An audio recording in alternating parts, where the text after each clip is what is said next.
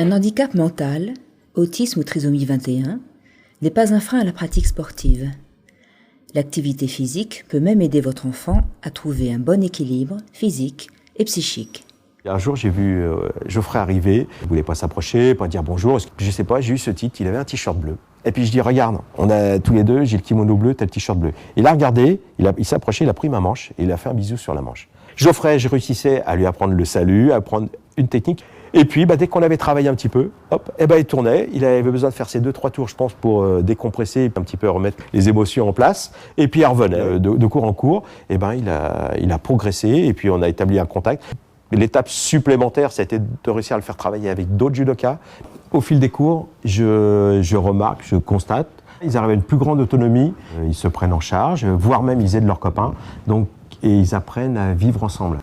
Patrick nous a proposé tout de suite de participer à quelques séances, si Geoffrey était preneur, et on a été bluffés tout de suite. On a vu Geoffrey participer à des activités, avoir des actions, des réactions qu'on n'imaginait pas, en tout cas que moi je n'imaginais pas un seul instant avoir. En termes de bénéfices, on le voit en termes de discipline sur Geoffrey. Même avec des petits voisins, il s'est amusé à avoir des activités ludiques de judo. Je me souviens qu'une petite voisine m'a expliqué que grâce à Geoffrey, qui lui avait appris le judo, maintenant elle savait se défendre. Il y a une certaine fierté pour lui à participer à cette activité. Moi j'aime bien le judo parce que je retrouve Clara, je retrouve Julie, je retrouve plein de monde ici.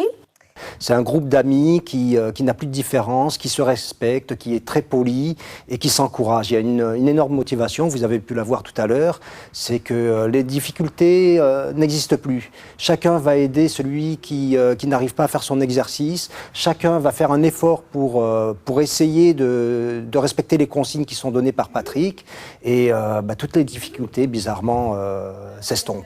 Camille, en tous les cas, y a trouvé sa place. Elle attend ce rendez-vous hebdomadaire et c'est très valorisant pour eux parce que il n'y a pas le regard négatif de l'extérieur qui... Non, c'est-à-dire que là, le